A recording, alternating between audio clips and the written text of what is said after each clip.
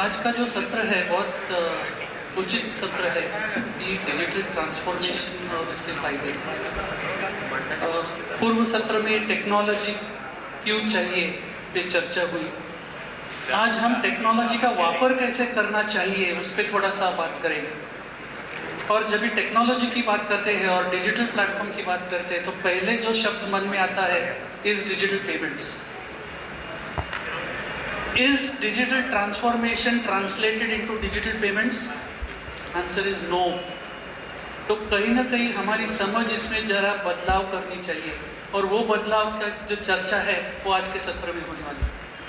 कि आज जब भी हम डिजिटल प्लेटफॉर्म की बात करते हैं या डिजिटल ट्रांसफॉर्मेशन की बात करते हैं कि टेक्नोलॉजी का वापर करके हम धंधा कैसे बढ़ा सकते हैं, हमारा बिजनेस कैसे बढ़ा सकते हैं, हमारे कस्टमर्स को कैसे रिटेन कर सकते हैं।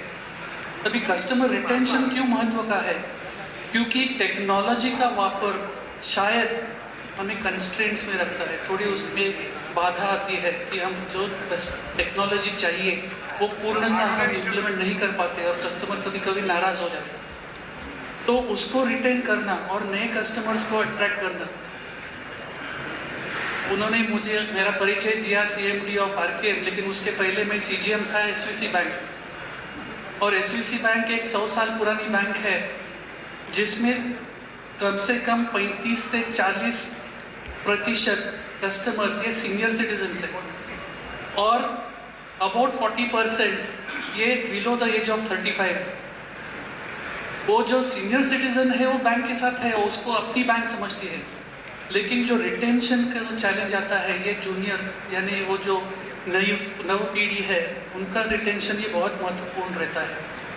तो कहीं ना कहीं जब भी हम डिजिटल ट्रांसफॉर्मेशन की बात करते हैं और डिजिटल ट्रांसफॉर्मेशन सभी हमारे जो को-मेंबर बैंक्स हैं उन्होंने कैसे उसको अडॉप्ट किया और वो अडॉप्शन के बाद उनको क्या बाधा आई या क्या उनकी अपॉर्चुनिटीज़ उससे मिली, वो आज के सत्र में हम उनसे जान लेंगे।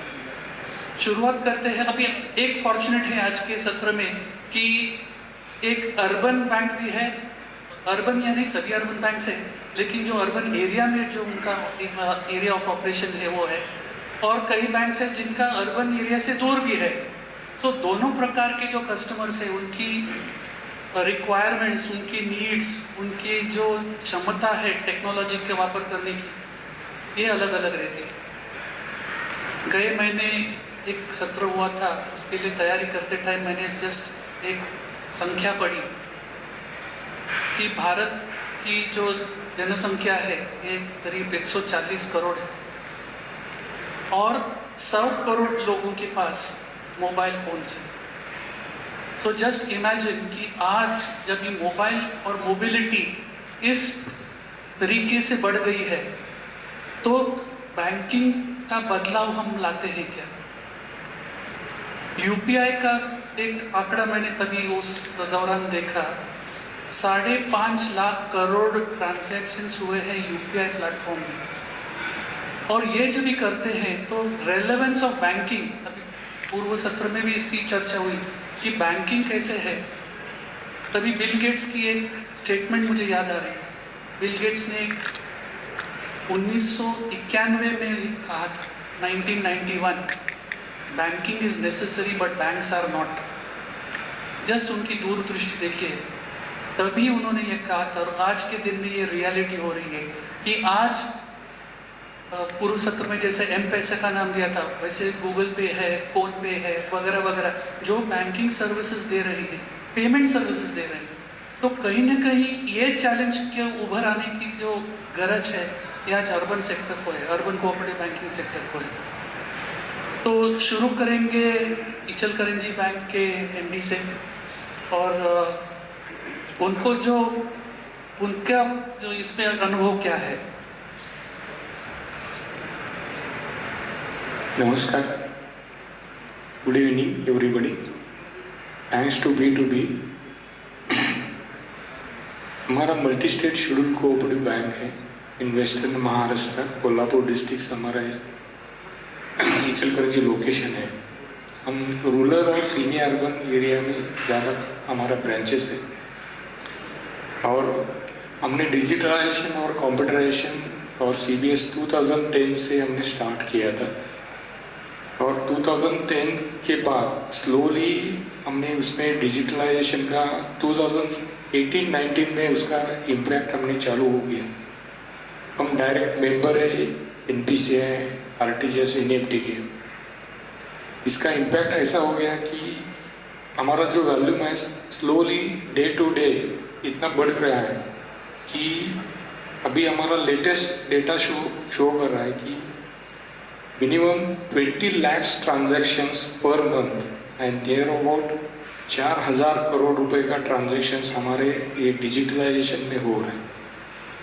हमने जस्ट एक लाइव देखा every 3 seconds 6 transactions has been done by UPI and all this।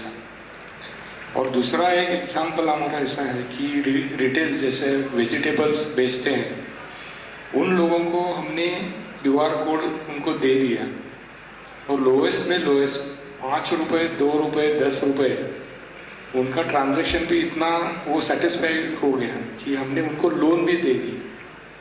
जो लोन उनको साहूकार लोगों से लोन मिलता था जो सुबह 900 रुपये देते थे और शाम को 1000 रुपये लेते थे, हमने उनको 50,000 रुपये से लोन से स्टार्ट किया और सबको ये QR कोड हमने इशू कर दिया। सो इसका इम्पैक्ट बहुत बड़ा हो गया।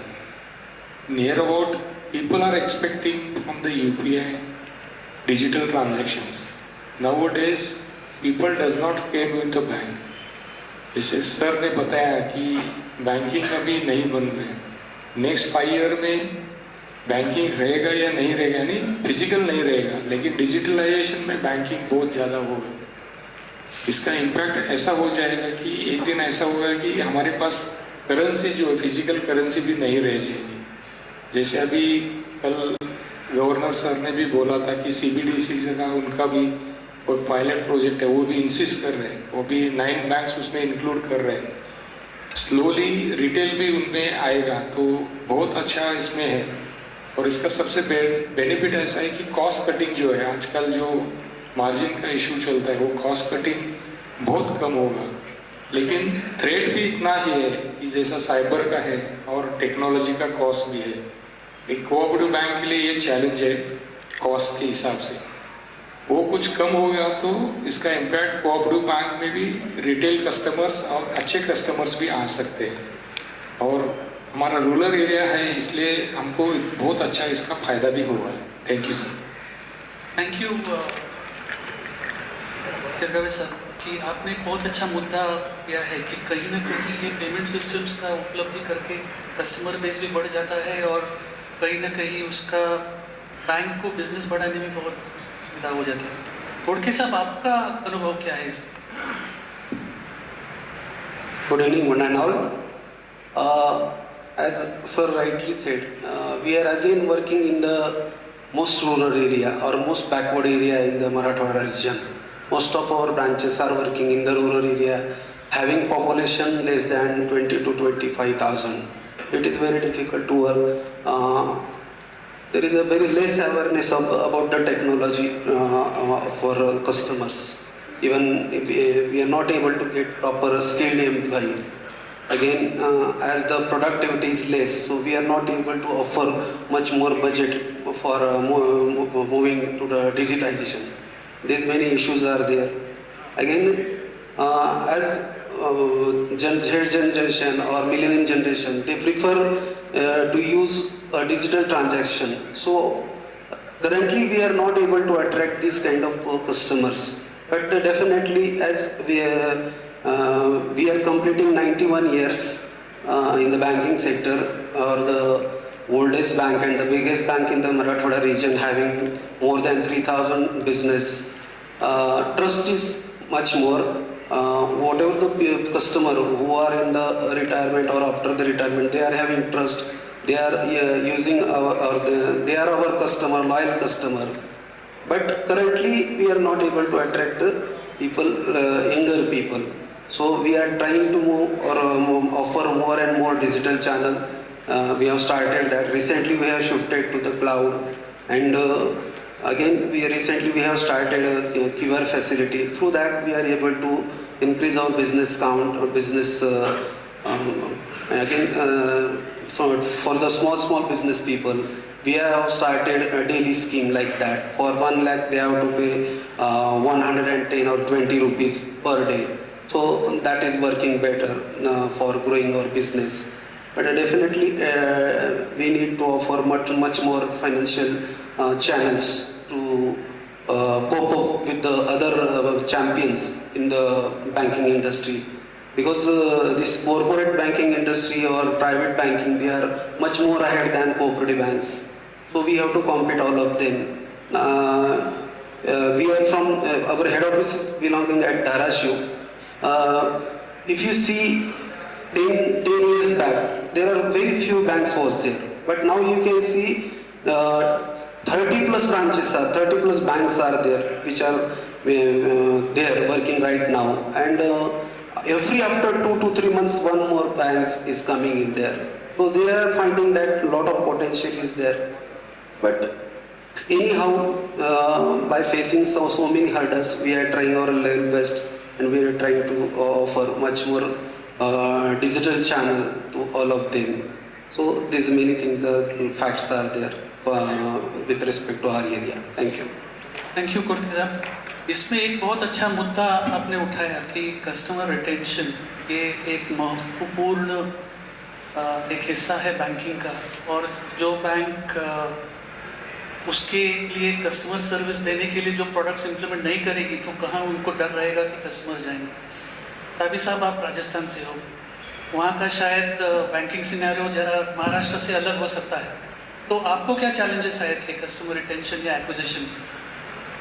सबको नमस्कार.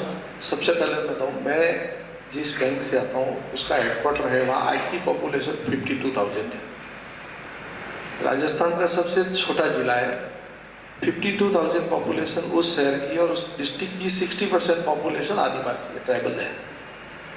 तो बिजनेस को बढ़ाने के लिए 3 चीज़ें. एक तो टेक्नोलॉजी का यूटिलाइजेशन ऑफ टेक्नोलॉजी और टेक्नोलॉजी का टेलर मेड प्रोडक्ट.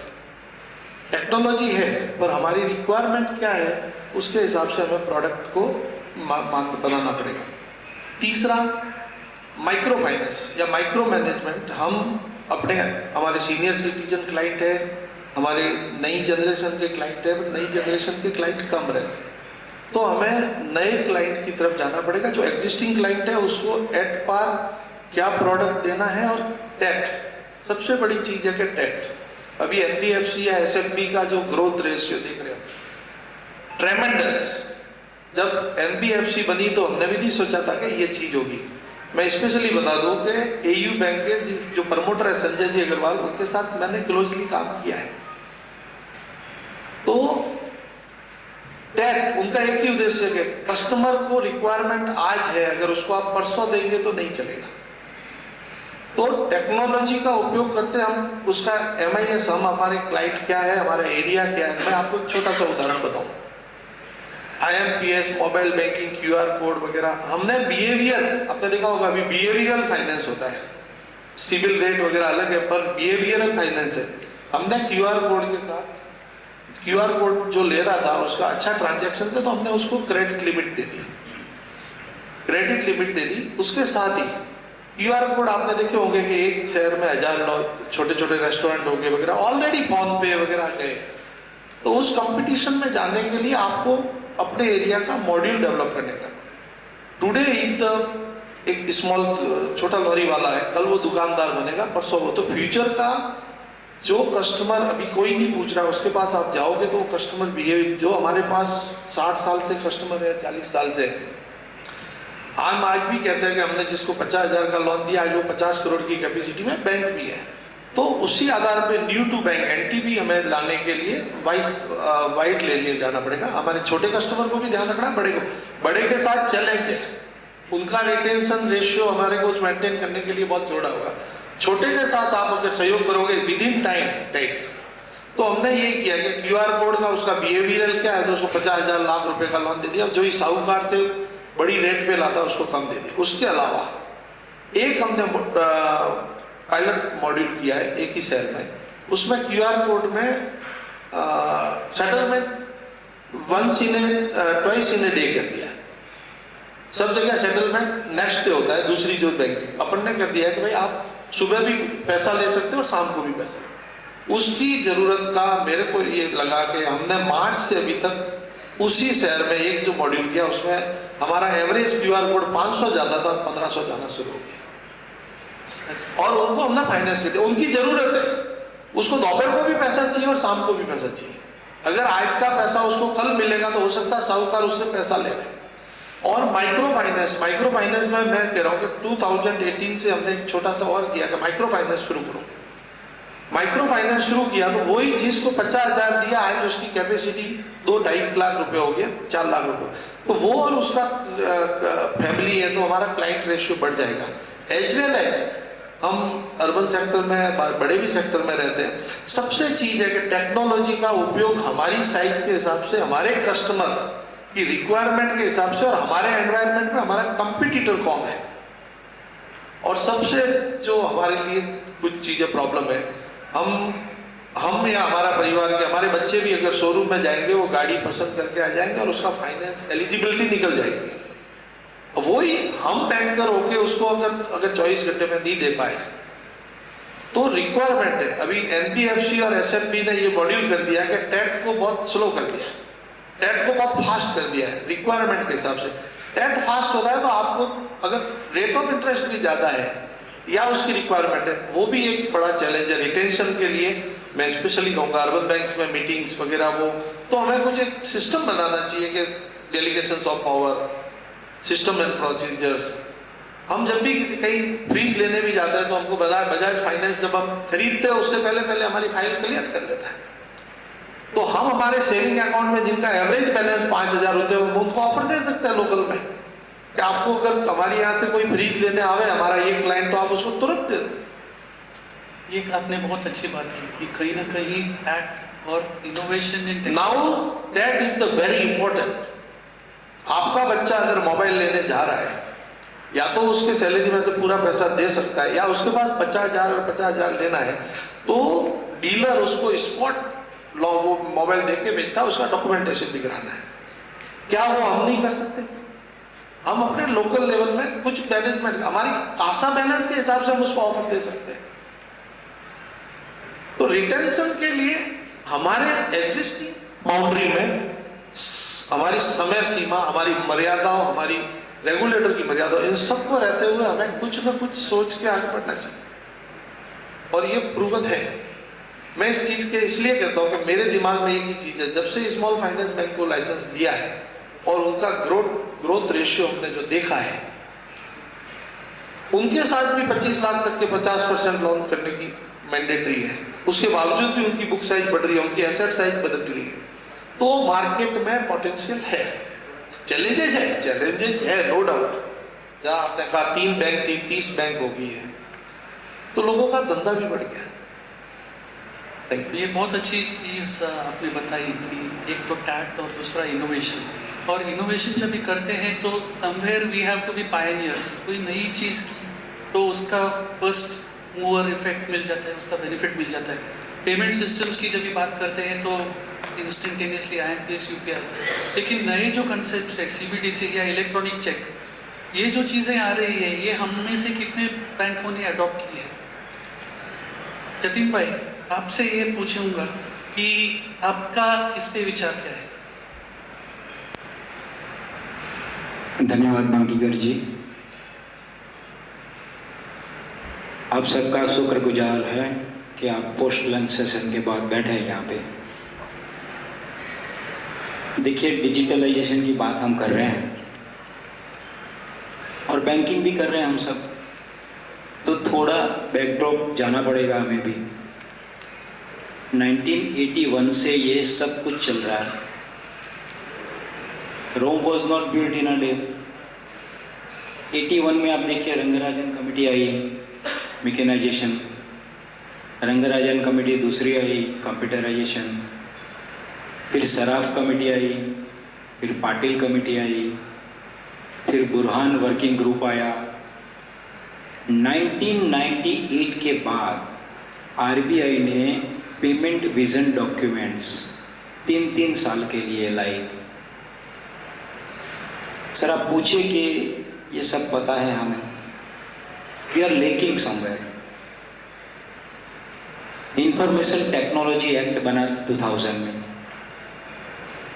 जब ये एक्ट बना तो वहाँ पे 1881 का जो नेगोशिएबल इंस्ट्रूमेंट एक्ट था, उसमें सेक्शन 6 में जो चेक की डेफिनेशन दी गई है वो बदल दी गई। अभी हमें चेक क्या है वो पता नहीं, मगर चेक की डेफिनेशन बदल गई। पहले था कि cheque is a bill of exchange which is drawn to specified banker and which is payable otherwise than on demand, जो बदल गई, which includes electronic image of a truncate cheque and cheque in electronic forms. तो देखिए कि 2007 में payment and settlement act बना, 2010 में CTS act बना। तो जो electronic image of a truncate cheque की जो बात की गई थी वो इम्प्लीमेंट कर दी गई इन अ फेज मैनर। पूरे देश को 3 ग्रिड में बांटा गया, नॉर्दर्न है, सर्दर्न है, वेस्टर्न है। और लास्ट 13 अक्टूबर 2023 को पूरा एक ग्रिड में बांध दिया गया पूरे इंडिया को। जो इमेज प्रोसेसिंग से हैं वो थोड़ा बहुत हम अभी जान गए हैं कि सीटीएस क्या है। अभी नेक्स्ट क्या आपने बोला, इलेक्ट्रॉनिक चेक। तो ये इलेक्ट्रॉनिक चेक अभी दूसरा कंसेप्ट है, वो तय हुआ था 2000 की साल में। अभी 24 साल हो गए, हम परसों क्या खाना खाते हैं भूल जाते हैं। तो ये तो बहुत लंबा है। पूरे कोऑपरेटिव बैंक हैं, उसे ये समय के साथ चलना है। Technology day by day change हो रही है, कॉस्टिंग का इश्यू है, और सबसे बड़ा इश्यू है नॉलेज का। हम क्या करते हैं कि आपने टेस्ला ली तो सर हमें भी लेनी चाहिए, आपने ओडी ली हमें भी लेनी चाहिए, आपने मर्सिडीज ली हमें भी लेनी चाहिए। फिर एक दिन लेके आते हैं सर, फिर चलाता कौन है? हम। और हम क्या है? Truck driver. और ऐसे चलाते हैं हम। बैंकिंग अभी ऐसा नहीं चलने वाला sir. We have to accept reality. छोटे छोटे बैंक है, 1500 बैंक की बात कही गई थी, 1500 से कम हो गई अभी, 1800 से 1500 से कम हो गई बैंक। उसमें टायर 1, 2, 3, 4 अभी बांटा गया है, तो 1, 2, 3 में मिला के 900 बैंक होती है। अभी ये पूरा जो 1500 के अंदर की बैंक है और 900 बैंक ऐसी हैं,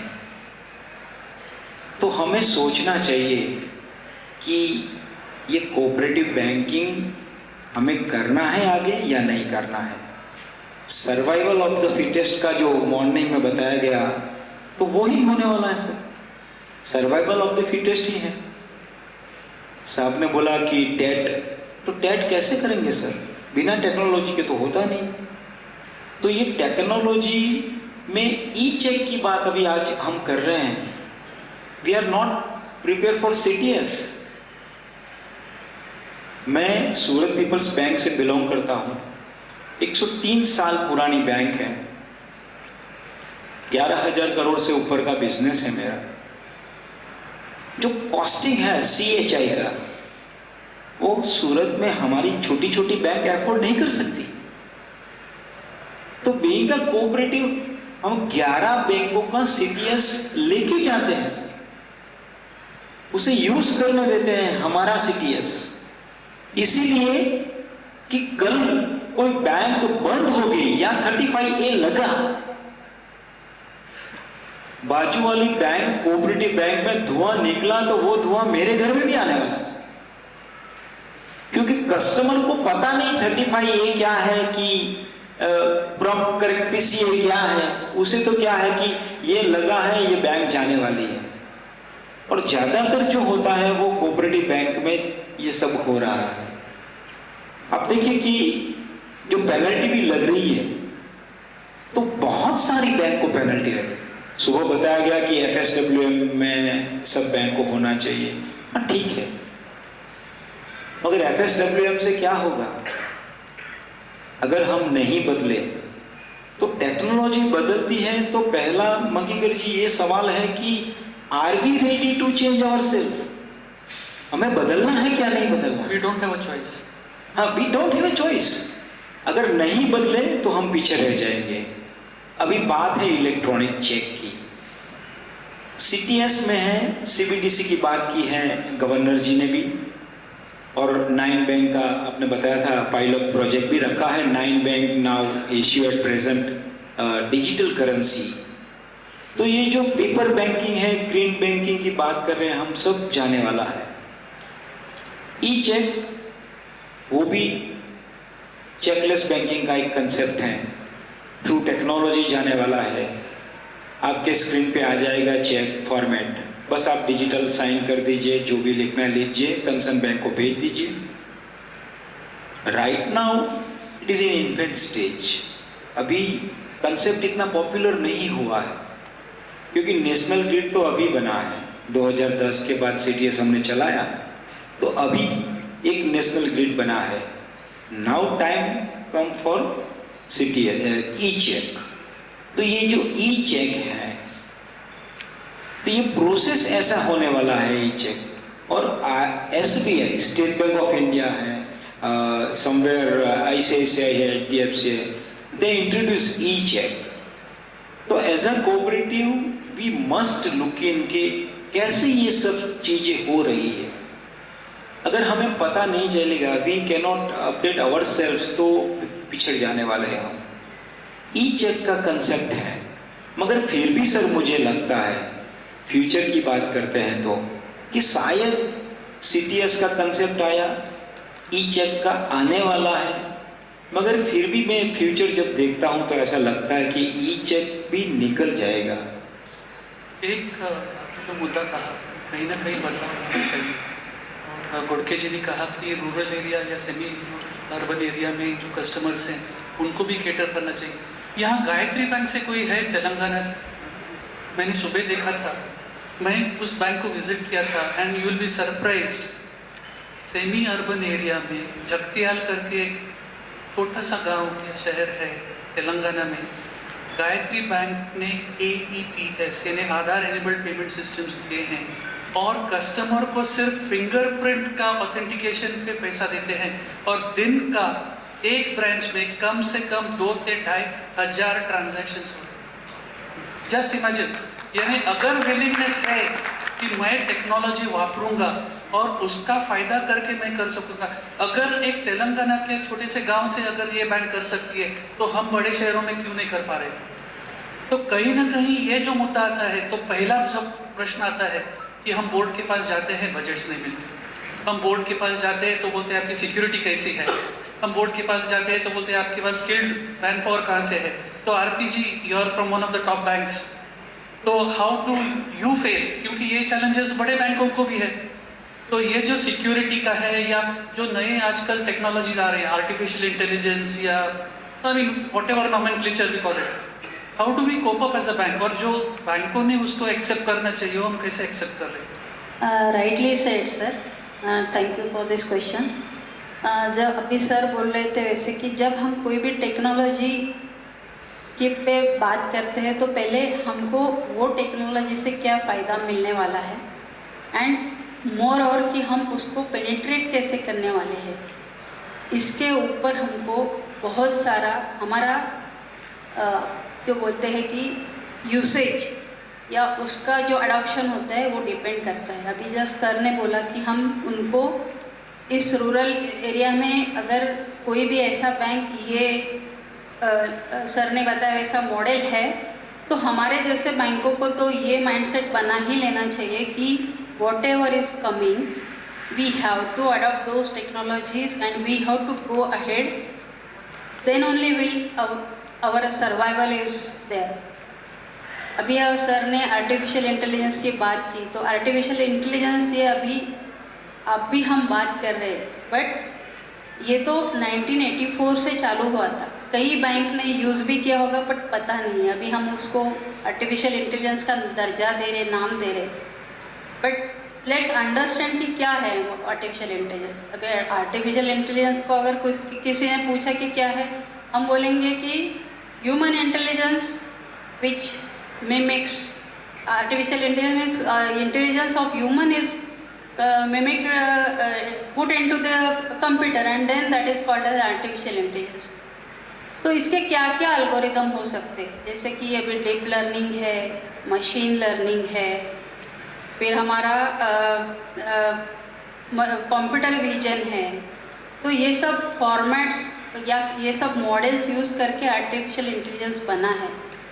बट अगर ये बना है तो इसका उपयोग हम बिजनेस बढ़ाने के लिए कैसा कर सकते हैं, इसका छोटा छोटा हम देखेंगे कि अगर यूपीआई, जब सर ने बताया कि इतने सारे ट्रांजैक्शंस हो रहे, करोड़ों में ट्रांजैक्शंस हो रहे, तो करोड़ों में ट्रांजैक्शंस हो रहे तो उसको मैन्युअली उसको वैल्यूएट करना पॉसिबल है क्या? नहीं है। गैमेट ऑफ डेटा अवेलेबल है, उस डेटा को हमको चर्न करना चाहिए। Then why don't we use the artificial intelligence to study कि हमारे जो कस्टमर ट्रांजैक्शन कर रहे हैं उसका स्पेंडिंग पैटर्न कैसा है, उसका लाइव इवेंट कैसा है, या फिर उसका रिस्क टॉलरेंस कैसा है, और इसके हिसाब से हम उसको कस्टमर सेगमेंट में कन्वर्ट कर सकते हैं। अगर हमको पता चल रहा है कि ये कस्टमर इस सेगमेंट का है, एक कस्टमर को इस सेगमेंट है, इसका फाइनेंशियल गोल ये है, देन गोइंग फर्दर हम उसको उसके हिसाब से कुछ ऑफरिंग दे सकते हैं, that is called personalise banking. तो हम उसको उस हिसाब से ऑफर करेंगे। तो इस पे हम प्रेडिक्टिव एनालिसिस भी यूज़ कर सकते हैं, जिसका यूज़ करके हम उसको बिजनेस ग्रो में कन्वर्ट कर सकते हैं। तो ये टेक्नोलॉजी है जो हम बिजनेस को ग्रो करने के लिए यूज़ कर सकते हैं। मुझे अगर पूछेंगे तो टेक्नोलॉजी क्या टेक्नोलॉजी है, तो वो एक ससुराल में गए हुए बेटे जैसे है। क्या होता है, जब कोई बेटी ससुराल में जाती है तो क्या होता है, तो पहले तो उसको उसके उस घर में पहले फैमिलियर होना पड़ता है, फिर वो उस घर से फैमिलियर होने के बाद उसको जानती है, सबके मन को दिल को जीतती है, और उसके बाद उस घर को आगे लेके जाती है, राज करती है। तो टेक्नोलॉजी ऐसी है, अगर टेक्नोलॉजी हम कोई लाते हैं तो पहले टेक्नोलॉजी को वो बिजनेस यूज़र में, मीन्स बैंकिंग के लोगों के सामने पहले उसको प्रूव करना पड़ता है कि अरे मैं आपके काम की हूँ भैया, आप मुझे यूज़ करो और अपना बिजनेस बढ़ाओ। फिर वो हम कैसे करने का है, इसके लिए हम अपने यूज़ केसेस बनाते हैं, राइट। ये यूज़ केसेस बना के हम अपने बोर्ड के सामने रखते हैं कि भैया ये टेक्नोलॉजी तो है, अभी इसका हम कैसे यूज़ करने वाले हैं। तो 1 2 3 4 इतने इसके यूसेज है। अगर ये यूसेज करेंगे तो ये यूसेज के बाद में हमारा बिजनेस अभी 1 से अभी 1 स्क्वायर हो जाएगा।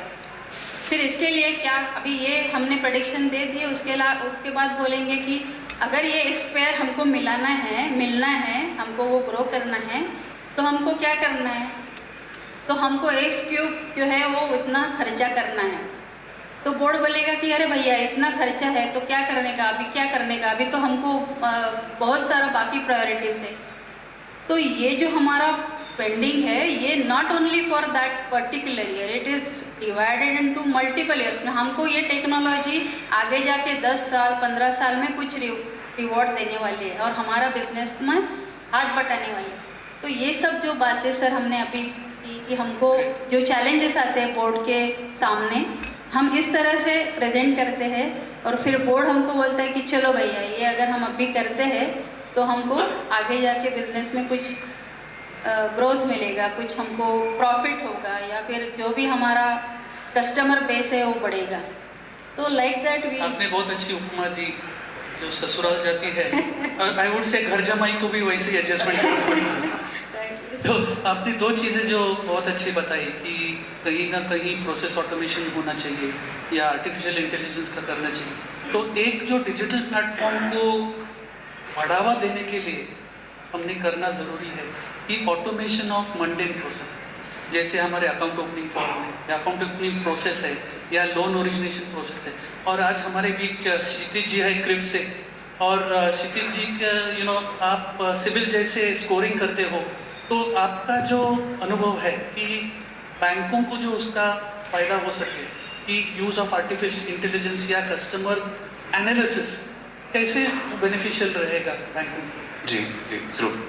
नमस्ते, मेरा नाम क्षितिज है। मैं एक कंपनी क्रिफ से आया हूँ और क्रिफ 3 कंपनियाँ ऑपरेट करती हैं इंडिया में।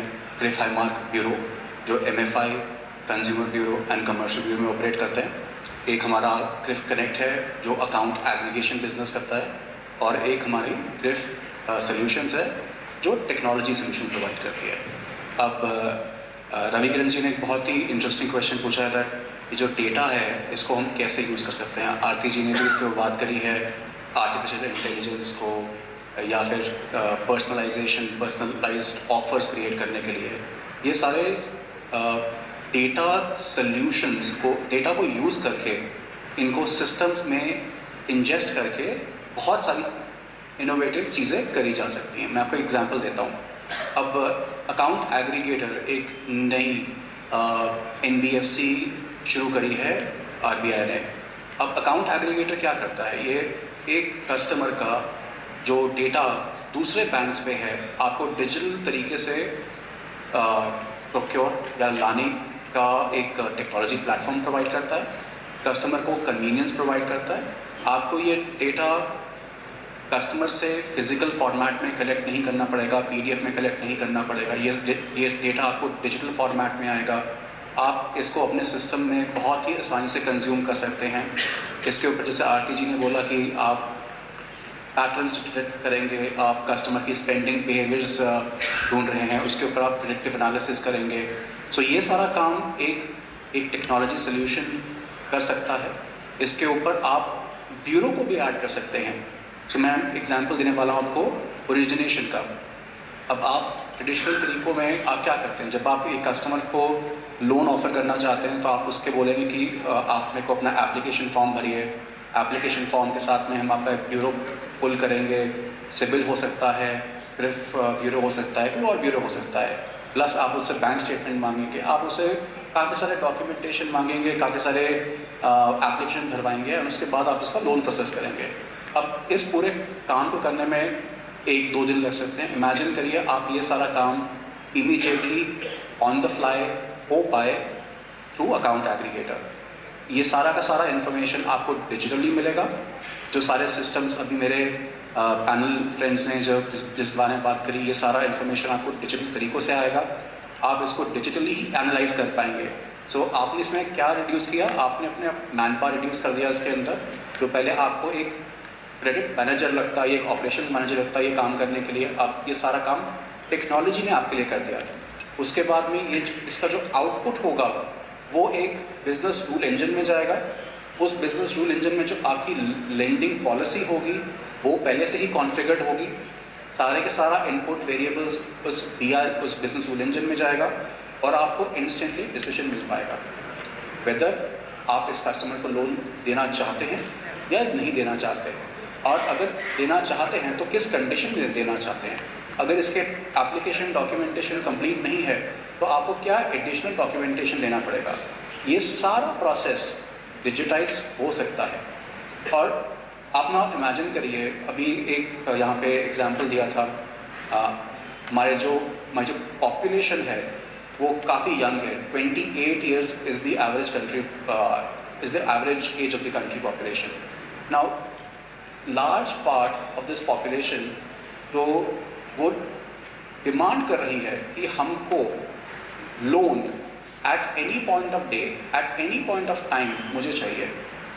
मेरे को, जैसे मैं स्विगी से खाना ऑर्डर करता हूँ या जोमेटो से यूज़ करता हूँ या अमेज़ॉन यूज़ करता हूँ या फ्लिपकार्ट यूज़ करता हूँ, जैसे ये मुझे सर्विसेज ऑफ़र करते हैं वैसे एक बैंक भी मुझे सर्विस ऑफ़र क्यों नहीं कर सकता। आपकी seasoned and senior citizen population शायद ये चीज़ डिमांड ना करे, पर जो आपकी जो नई पॉपुलेशन, जो बैंकिंग पॉपुलेशन बन रही है वो ये डिमांड कर रही है क्योंकि उसको बाकी सारी सर्विसेज ऑटोमेटेड मिल रही है। तो ये टेक्नोलॉजी की हेल्प से आप ये डेटा ला सकते हैं, प्रोसेस कर सकते हैं, डिसीजन ले सकते हैं।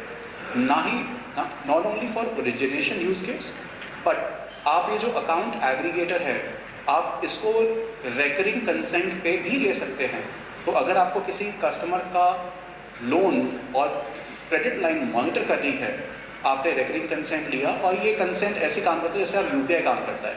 आज यूपीआई की 5.5 करोड़ ट्रांजैक्शंस होती हैं, 5.5 लाख करोड़ ट्रांजैक्शंस होती हैं। तो जिस तरीके से 5.5 लाख करोड़ ट्रांजैक्शंस होती हैं, जैसे यूपीआई में आप सिर्फ कंसेंट देते हैं, उसी कंसेंट मैकेनिज्म से आप अपने डेटा का कंसेंट भी दे सकते हैं, कस्टमर से कंसेंट ले भी सकते हैं। आपको ये डेटा रिकरिंग फ्रिक्वेंसी पे रिफ्रेश होता रहेगा और पूरा लोन मॉनिटरिंग आप ऑटोमेट कर सकते हैं। सो इसमें मैन पावर सेविंग भी है, टाइम कंजम्पशन भी सेविंग है, और इसके आप कस्टमर्स को एक ऐसा एक्सपीरियंस दे पाएंगे बैंकिंग सर्विसेज का। और ज़रूरी नहीं है कि आपको इसके लिए इन्वेस्टमेंट बहुत बड़ी चाहिए। आजकल ये सारे मॉडल्स ओपेक्स पे भी अवेलेबल हैं। आपको इनिशियल थोड़ा सा इन्वेस्ट करना पड़ेगा अपना बैकएंड फिक्स करने के लिए, बट बाकी ट्रांजैक्शन बेस्ड प्राइसिंग पे या ट्रांजैक्शन ओपेक्स बेस्ड प्राइसिंग पे आप इसमें इसको यूटिलाइज कर ये सकते क्षितिज हैं। जी बहुत अच्छी बात की आपने, हाँ वैसे बेनिफिट कर सकते हैं। अभी पाटिल साहब, आपने सब पैनलिस्ट के विचार सुने, आप भी कोऑपरेटिव क्षेत्र से बहुत सालों से जुड़े हुए हैं, तो बहुत सारे थ्रेट्स और weaknesses which are inherent to the sector, उसको हम अपॉर्चुनिटी में कैसे बना सकते हैं और ये अपॉर्चुनिटीज से बिजनेस कैसे ग्रो कर सकते हैं अडॉप्टिंग गुड टेक्नोलॉजी। आपके विचार क्या रहेंगे? धन्यवाद सर। बेसिकली ऐसे है कि जैसे टेक्नोलॉजी का भी यूज़ काफ़ी मात्रा में बढ़ गया है और अर्बन कोऑपरेटिव बैंकिंग सेक्टर को ओवरऑल एग्जिस्टेंस के लिए it is very much of importance कि टेक्नोलॉजी को अपने एडॉप्ट करना ही है। बट टेक्नोलॉजी पार्टनर्स जो है, बिकॉज बैंक्स के पास खुद के पास तो कोई टेक्नोलॉजी डेवलप करने के लिए टीम नहीं होती है एंड टेक्नोलॉजी पार्टनर्स के ऊपर बैंक्स डिपेंडेंट होते हैं। टेक्नोलॉजी पार्टनर्स ये दो कैटेगरीज में बढ़ जाते हैं। एक जिनके पास काफ़ी रोबस्ट सॉल्यूशंस है बट उनकी प्राइसिंग काफ़ी हाई होती है when it comes to affordability for the banking sector, particularly urban cooperative banking sector. और दूसरे वो हैं जो जिनके पास उतना रोबस्ट सॉल्यूशंस नहीं है बट वो प्राइसिंग में काफ़ी अफोर्डेबल है कोऑपरेटिव बैंक्स के लिए। अल्टीमेटली बैंक्स जब चलानी होती है तो प्रॉफिटेबिलिटी ये बैंक की अच्छी होनी चाहिए, ये इम्पोर्टेंट चीज़ है। और इसीलिए जब डिसीजन मेकिंग पे बात आती है तो बोर्ड के सामने जब प्रपोजल रखा जाता है तो बोर्ड ऑब्वियसली फील्स कि जो मेरे बैंक के लिए अफोर्डेबल है वो सॉल्यूशन मैं ले। इसमें जो वेंडर्स है, जो कंपनीज है, टेक्नोलॉजी पार्टनर्स है, they have to understand one things that there lies a huge opportunity for them if they will think from the number of banks to which they can cater the services. Not just कि जैसे हम हमेशा कहते हैं कि city bank का funda है, will not cater to 10 lakh customer, will cater to only 1 lakh customer, but वो प्रीमियम होनी चाहिए। जैसे अर्बन कोऑपरेटिव बैंक्स के लिए ये फंडा नहीं है, उनको 5,000 वाले 10 लाख अगर कस्टमर्स है तो उनको सर्विस कैटर करनी चाहिए। ये उनकी खुद की भी मंशा है और जो रेगुलेटर है, रेगुलेटर भी यही चाहता है कि आप लोग छोटे हो, आप छोटे छोटे जो कस्टमर्स हैं उनकी ज़रूरतों को पूरा करो। तो अगर कोई टेक्नोलॉजी पार्टनर्स इस तरह से सोचते हैं कि मैं कोई डिस्ट्रिक्ट में जाके वहाँ पर अगर 25 बैंक्स है वो डिस्ट्रिक्ट में और मैं वहाँ की 2 या 4 बैंक्स को मैं सर्विस कैटर करना चाहता हूँ, तो ऑब्वियसली प्राइसिंग के हिसाब से उस कंपनी को भी वो अफोर्डेबल नहीं होता है solution. But if they can do something in their commercials where it can be affordable to all the urban cooperative banks which are different in sizes। तो ये भी हो सकता है कि वही कंपनी को वो एक डिस्ट्रिक्ट के 25 में से अगर 15 बैंक्स मिल जाते हैं, सो आई एम श्योर कि उनका जो रेवेन्यू जनरेशन ये एटलीस्ट 25% तो बढ़ जाएगा, जो 4 बैंक्स को सर्विस कैटर कर रहे हैं। इंस्टेड ऑफ दैट 25% तो रेवेन्यू बढ़ जाएगा। More over number of client banks बढ़ जाते हैं। और ये कोई ऐसा नहीं होता है कि कोई एक टेक्नोलॉजिकल कंपनी किसी बैंक में अगर एंट्री करे तो वो एक ही सॉल्यूशन प्रोवाइड करते हैं। आप लोगों की मार्केटिंग टीम जो है वो इतनी बढ़िया रहती है कि वो एक के बाद दूसरा प्रोडक्ट भी पिच करते ही है, एंड देयर बाय जब वो बैंक से आप 1 साल बाद रिलेशनशिप में रहते हो तो आपको पता चलता है कि आपने 1 नहीं 2 नहीं 4 प्रोडक्ट्स आपके वहाँ पे पिच किए हैं। सो ये वेंडर्स के लिए एक अपॉर्चुनिटी भी हो सकती है, और बैंक्स के लिए भी ये होता है कि ठीक है, अगर 4 अलग अलग सर्विसेज 4 अलग अलग वेंडर से लेने हैं, सो इट्स बेटर कि मैं एक ही वेंडर के साथ वो चीज़ करूं, एक ही वेंडर के साथ मैं फॉलोअप रखूं। और जो हमारा स्टाफ होता है, हमारे स्टाफ को भी एक कंफर्ट अगर आ जाता है तो it is easier to communicate, क्योंकि कोऑपरेटिव बैंक्स का जो IT डिपार्टमेंट का भी स्टाफ हो या नॉर्मल बैंकिंग का स्टाफ हो, ये नहीं होता है कि बहुत टेक्नो सेवी नहीं होते हैं, they have got their own limitations. So in such scenario अगर उनको एक कंफर्ट आ जाए तो दे कैन कम्युनिकेट इजीली कि नहीं हमें ये चीज़ों में दिक्कत आ रही है। और एक चीज़ और मैं कहना चाहूँगा कि बैंक्स को अगर ग्रो करना है तो इट इज़ नॉट जस्ट कि टेक्नोलॉजी के ऊपर ही आप कर सकते हो। जैसे अभी बात निकली थी LOS की या AI बेस्ड कुछ मॉडल्स आए हैं, वो मॉडल्स में भी अगर हम काम करते हैं तो ठीक है, आपका जो लोन प्रपोजल है वो लोन प्रपोजल का इवैल्यूएशन फास्ट हो जाएगा, उसको जो है उसको हम जो जेन्युइननेस है उसके पेपर्स का वो भी आइडेंटिफाई कर सकेंगे। बट अगर आपकी once in a month board meeting होती है तो ये सारी चीज़ें आप 4 दिन में भी कर लो तो डिसीजन आपका 26 दिन बाद ही होना है। तो इस तरह से अगर हम करेंगे तो ऑब्वियसली बहुत सारी रुकावटें हो सकती है। अभी जैसे मैं जिस बैंक से आता हूँ, विश्वास कोऑपरेटिव बैंक नासिक, हमारे यहाँ पे 2017 से लोन सैंक्शनिंग की जो पावर्स है वो डेलीगेट की गई है स्टाफ कमेटी, और स्टाफ कमेटी ये CEO के लीडरशिप के अंडर काम करती है। 5 लोगों की कमेटी है। जैसे ही प्रपोजल आता है वो इवेल्युएट दे कि ठीक है ये प्रपोजल वायबल है, और अगर वायबल है तो इमीडिएट प्रोसेसिंग हो जाता है। और जैसे डावी साहब ने कहा था कि टैट इम्पॉर्टेंट है, तो वी मेक श्योर कि वो जो प्रपोजल है वो विदिन 10 वर्किंग डेज डिसबर्स होना ही चाहिए, एंड बोर्ड में वो पोस्ट सैंक्शन अप्रूवल जो होता है, पोस्ट फैक्टो अप्रूवल जो होता है उसके लिए जाता है। So it is not just कि आपने टेक्नोलॉजी एडॉप्ट कर ली तो बैंक ग्रो हो सकती है। टेक्नोलॉजी के साथ में हमारी जो सिस्टम्स है, वर्किंग कल्चर जो है हमारा, थोड़ा उसमें भी बदलाव लाने की आई थिंक ज़रूरत है। एक बहुत अच्छी बात की अनिल साहब ने, और मुझे शिव खेरा का फेमस कोट याद आ गया कि successful people don't do different things, they do things differently.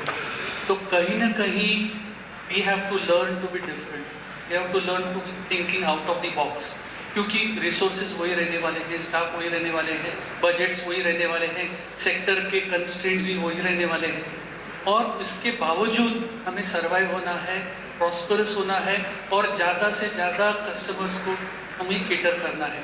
तो कहीं ना कहीं आज के पैनलिस्ट ने बहुत अच्छा उनका अनुभव शेयर किया। मैं सबसे थैंक्स बोलूँगा कि बहुत अच्छा पैनल डिस्कशन हो गया।